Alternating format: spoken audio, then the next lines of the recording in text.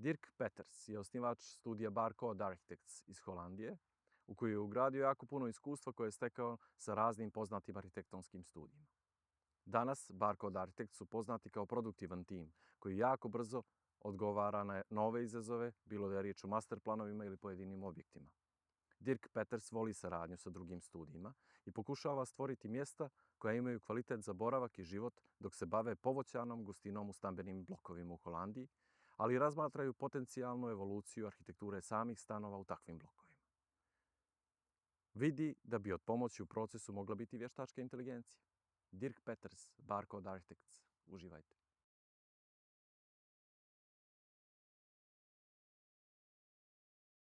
Hello, Dirk. How are you? Yeah, thank you. I'm very good and nice to be here at the Dani Architectural Festival. Thank you so much.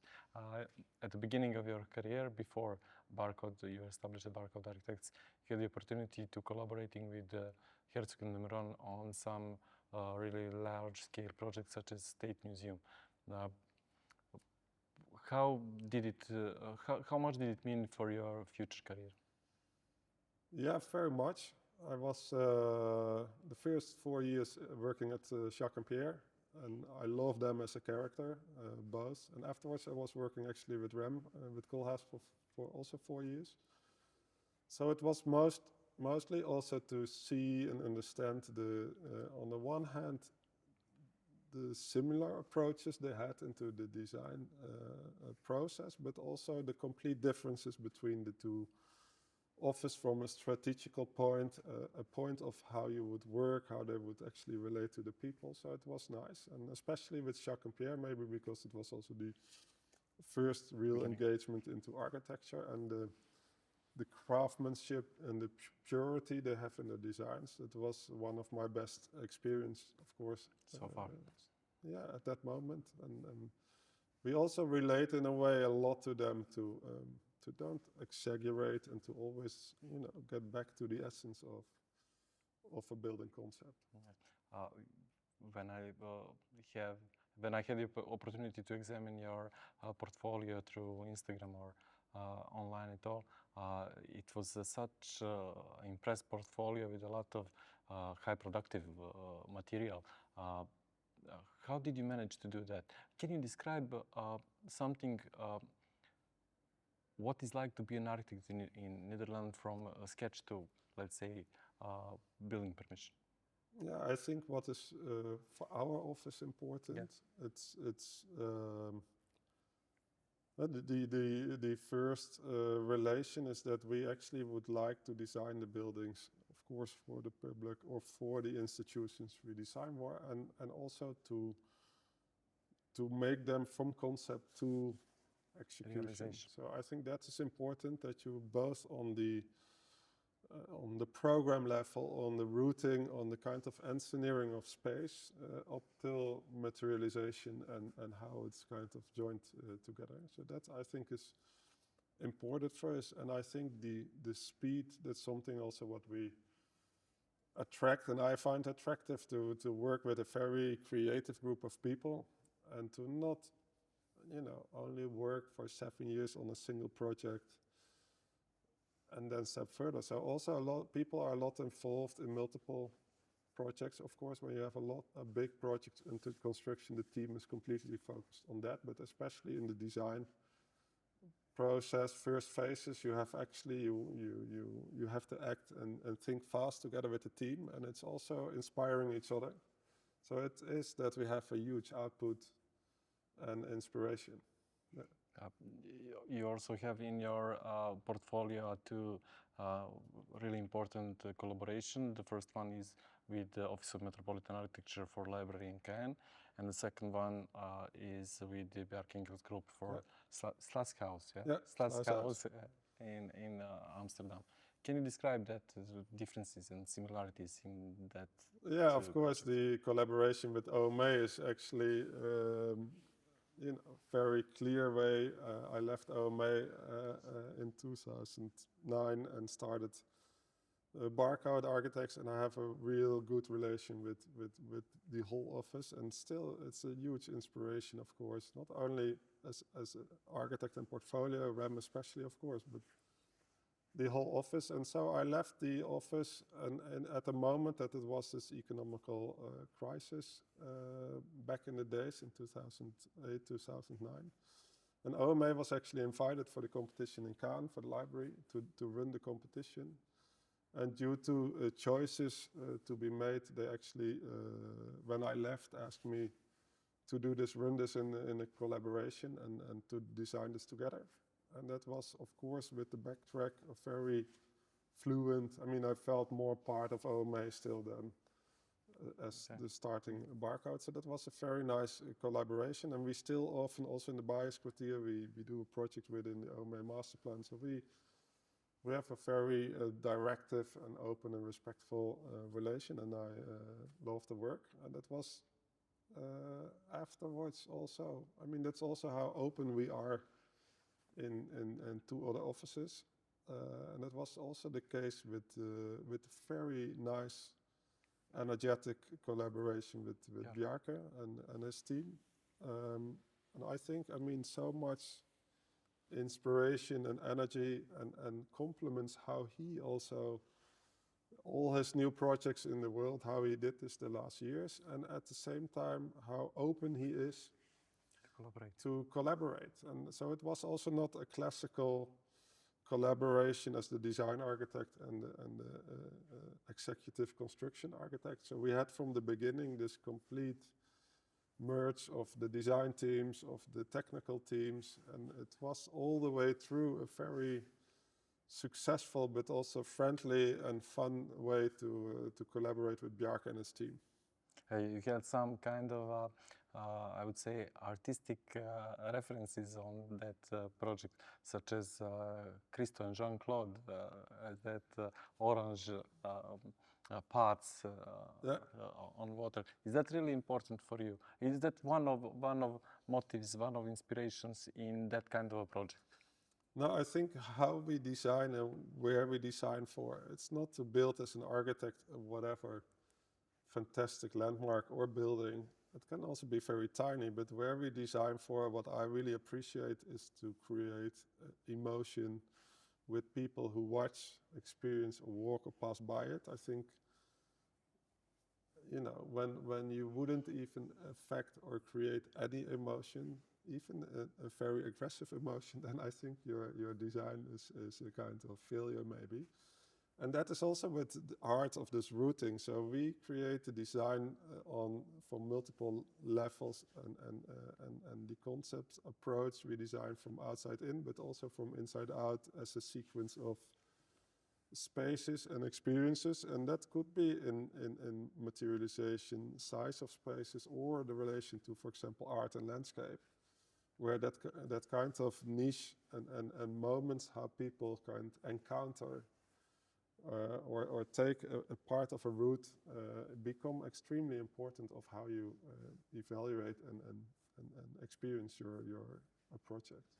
Could you predict for Slothouse that all the way that people will use your public space? I think there is. Do you have any kind of reviews of the inhabitants? Yeah, I mean, it's a fantastic building, and everybody is, of course, also there is proud on this kind of national, almost international allure the building got. And of course, from the beginning, you don't think about the after effects. When we were thinking, and when I was at OMA, and I worked a lot along with Ellen van Loon, actually also one of the then partners, where she was building the Porto Casa de Musica, one of their great projects, and where actually the client of the Casa de Musica started to experience the potential of the building really also years after. You know, there were spaces which were even in the basement and others which were in the first place maybe thought of unusable or strange shape or whatever, which they actually started to incorporate later on. And that's also how we see that with the projects and also with Slice. I mean, first of all, when we designed the building before we hand in the competition, but together with Bjarke, when we got to the design and when we were actually proposing it to the client, the client in the design team. And then we came there and we told, first of all, we were with Bjarke's team together, and then we were also asking, we came up with the cutted water opening, and we had this discussion, and Dirk Peters from Bjarke was also asking, do you think this is possible or the client would accept this? And then you also have this discussion, and we said, okay, we just also try it to the client to propose it, and they were actually directly super enthusiastic. But you could also have clients which bring on the table, what are you doing? This is impossible. So, but that was also the space, the time of I think very inspiring moment in the city of Amsterdam, where actually everything, of course, was also contributing to the design. I think actually at the moment in time, also in the economical situation nowadays, when you would now want to design the building, it would not be feasible in this economical situation. So we had also luck that everything was falling in the right direction also during the process. You said it limitless as your patience with clients sometimes. That's fantastic in your lecture. I'm thinking about the topic of the days of architecture, of course. You are dealing with a lot of residential neighborhood, residential blocks. What is in common by your opinion, for every single residential neighborhood? Yeah, we design actually on all different scales. So we design from small villas to large-scale blocks to high-rises, and they all deal with a different situation and a natural context. And what we do see, especially in the Netherlands also, is the necessary of densification, where we gonna go to an additional, I think, couple of million homes, additional to the current city structure. So it's almost impossible to all build this outside of the city and lay out. So you search to new ways and forms of city structures and densities. And therewith we do analyze very carefully the direct surroundings and the impact of the people, because we of course don't design only for the new people or for a developer or a city, but especially for the experience of everyday use and of people living in the neighborhood. So it's always a kind of common search of all aspects to bring that into the best design methodology. What you do see is that also is interesting, and what we also like is that the evolution of a size and a building block. So in the past you had, of course, the typical building block in the Netherlands at least of 3 or 4 layers, and now we talk about blocks which also have a courtyard, but we're more apartment scale buildings with from 7 to 14 layers. And so it has a whole different structure, whole different intimacy. You also start to think, rather than in the inside gardens, about terraces, about new conditions for the people, quality, and how they, with so many more people, live and act very close together. Is there a place, is there a room for architects to develop a new concept of apartment in that kind of blocks? Yeah, I think the evolution of that, of architecture and especially apartments is at the moment, I think, very, very important. What you do see, I think, in every country that will be here the same. I was lately in Bratislava, but in Berlin, in our case, is that the affordability of housing is really becoming a very important issue, and that I don't know if my phone is interrupting the microphone, then I just have to switch it off. Is that we do see that, especially also on that level of affordable homes, have to be way more creative, because I think from an economical point of view,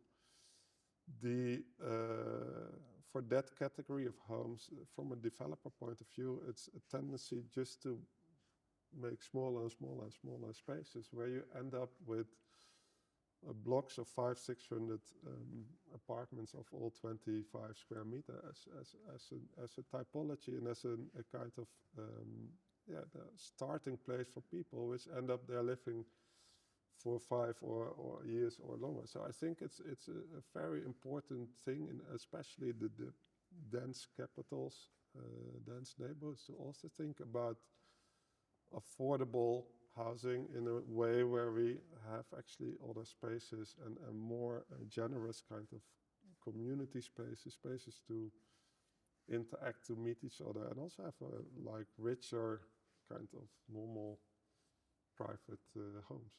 Do you have like a researching team as a part of your studio? Yeah, we do actually really put a lot of effort in research, and it's always a kind of tendency that when you are busy and you have new projects to actually pull the research team into the normal project teams. And the other way is that when we see that we are up to speed and we have time left in the process or in a design phase, then we actually also don't hesitate the other way around to actually free up people to work on this research base. It's both a research on architecture and typologies, but also especially on urbanism and on urban sociology. So how to, where do we go forward, and how do we find actually new typologies and concepts which feed the designs. And I think next to that typology of the architectural typologies, what is a big part and questioned also here at Stage is, of course, the innovation. So the use of new technologies of parametric design and artificial intelligence. And also that, I think, will have a lot of impact. And we put that also up front in our studio to, of course, embrace this kind of new technologies and see how we can use it and speed up. I think it's an incredible, interesting time how it motivates, how it gives new initiatives, how it speeds up the process incredibly, and how actually maybe a newer generation controls tools which put them on a stage where they partly become into the decision-making level. So which is kind of interesting how it turns around the kind of balance in a design process. Dirk, thank you so much. I hope that you will enjoy your stay in Podgorica. Thank you. Thank you. See you later. Yeah.